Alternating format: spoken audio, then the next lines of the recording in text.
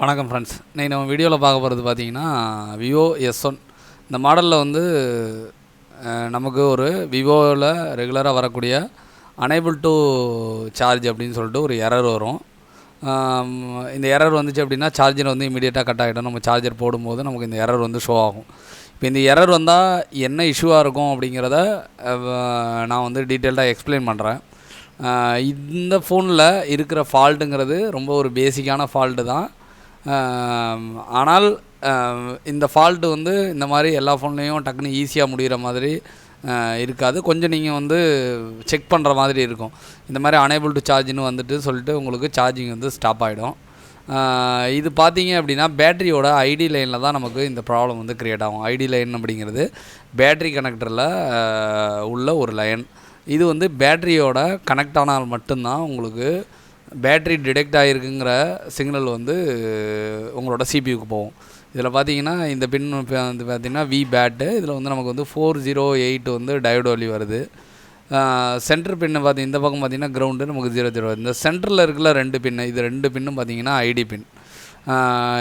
சிலதில் ID thermal கொடுத்துருப்பாங்க. விவோவில் maximum IDs மட்டும் தான் கொடுக்குறாங்க. இதில் 2 பின்லேயும் ஐடி வருது. இதில் வந்து நமக்கு ஓஎல்னு வருது.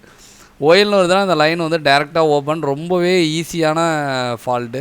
இதில் லைன் வந்து வேலை செய்யலைன்னா தான் நமக்கு கொஞ்சம் டஃப்பாக இருக்கும். இதில் வந்து பார்த்திங்கன்னா இப்போ ஓஎல்னு வந்துடுது. நம்ம டயக்ராமை செக் பண்ணி பார்க்குறோம். இது வந்து VS1. இதோட சார்ஜிங் டேட்டா ஓப்பன் பண்ணாலே இதோட டயக்ராம் இருக்கும்.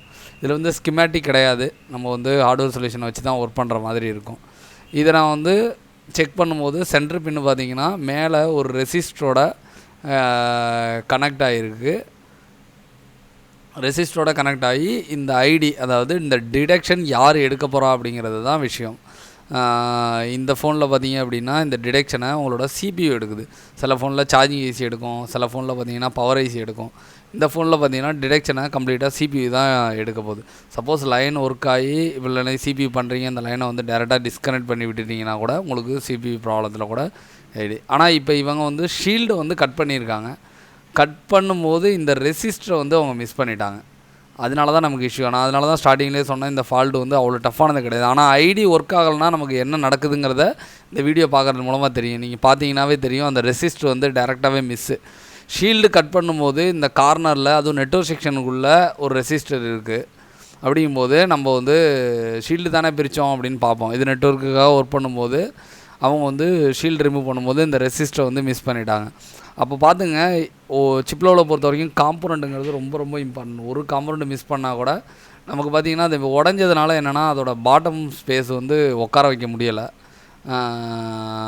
நம்ம வந்துட்டு ரெசிஸ்டரை பொறுத்த வரைக்கும் திருப்பி உட்கார வச்சாலும் நமக்கு வந்து ஸ்டேபிளாக வந்து ஃபிக்ஸ் ஆகிடும். அதனால் ரெசிஸ்டருக்கு டாப்பு பாட்டம் 2 சைடையும் வந்து நம்ம உட்கார வைக்கலாம். இப்போ நான் வந்து திருப்பி தான் உட்கார வச்சுருக்கேன். அதனால தான் உங்களுக்கு ஒயிட் ஸ்பேஸ் வந்து மேலே தெரியுது. இப்போ ரெசிஸ்டர் வச்சோடனே நமக்கு இந்த ஓஎல் வந்து லைன் வந்து கிடச்சிரும் சிபியூலேருந்து. சில நேரம் பார்த்திங்க அப்படின்னா பேட்ரி கனெக்டரில் இதோட கம்பைன் டிவைடர் ரெசிஸ்டர் பார்த்திங்கன்னா மிஸ்ஸுனால் கூட பேட்ரினால் கூட இந்த இஷ்யூ வரும். ப்ளஸ் பார்த்திங்க அப்படின்னா சிபியூ எதாவது பண்ணும்போது சிபியூவில் லைன் மிஸ் ஆகிடுச்சு அப்படின்னா கூட நமக்கு வந்து இந்த இஷ்யூ வரும். பேட்ரி கனெக்டரில் வந்து சரியாக பேட்ரி ஃபிக்ஸ் ஆகாமல் கூட அனேபிள் டு சார்ஜின்னு எரர் வந்திருக்கு. நம்ம வந்து பார்த்துருக்கோம். இப்போ பார்த்தீங்கன்னா நமக்கு வந்து பேட்டரி கனெக்டரில் வந்து 554 வருது. சென்ட்ரலில் பார்க்கும்போது உங்களுக்கு 2.8 வருது. அதாவது எனக்கு வந்து இப்போ வந்து டயோடு வேல்யூ இதுக்கு வந்து எனக்கு வந்து கிடச்சிருச்சு.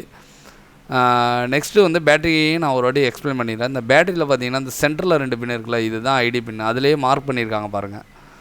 ஆக்சுவலாக இந்த பேட்டரி கனெக்டரில் இந்த ஒரு பின்னில் என்ன நடக்கும் அப்படின்னா உள்ளுக்குள்ளே ஒரு ரெசிஸ்டர் இருக்கும். ஓகேவா?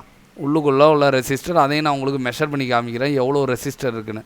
வெளியில் உள்ள ரெசிஸ்டரையும் நான் மெஷர் பண்ணி காமிக்கிறேன். அதாவது இந்த ரெசிஸ்டரும் பேட்டரியில் உள்ள ரெசிஸ்டரும் ரெண்டும் சேர்ந்து தான் என்ன பண்ணோம் அப்படின்னா உங்களுக்கு வோல்டேஜை டிவைட் பண்ணோம். இதில் வந்து 1.8 வோல்ட்டு வருது.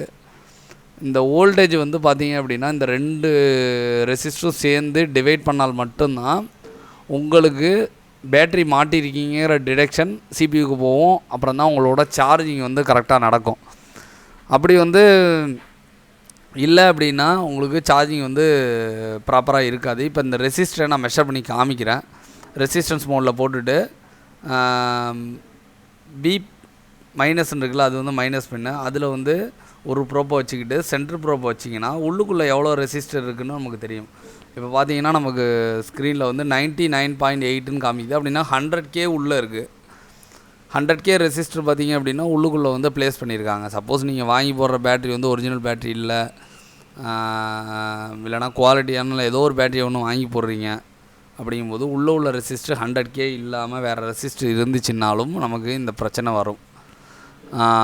இப்போ வந்து நெக்ஸ்ட்டு போர்டில் உள்ள ரெசிஸ்டரையும் மெஷர் பண்ணி பார்ப்போம். அந்த ரெசிஸ்டர் ஒன்று மிஸ் ஆனிச்சில்ல, அந்த ரெசிஸ்டர் தான் இது. இந்த வீடியோ பார்த்தீங்க அப்படின்னா நம்ம வைக்கிறதுக்கு முன்னாடி எடுத்தது. அதனால தான் ரெசிஸ்டர் இன்னும் ஃபிக்ஸ் ஆகாமே இருக்குது.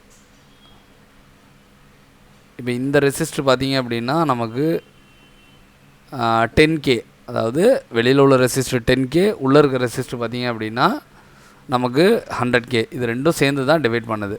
டிவைட் பண்ணலை அப்படின்னா நமக்கு வந்து ஐடி டிடெக்ட் ஆகாது. இந்த மாதிரி அனேபிள் டு சார்ஜ்னு வரும். இதை தான் நம்ம வந்து இப்போ வந்து ரெசிஸ்டர் வச்சு ரெக்டிஃபை பண்ணியிருக்கோம். இப்போ நம்ம சார்ஜ் போடும்போது நமக்கு வந்து எந்த எரரும் வந்து ஷோ ஆகாது.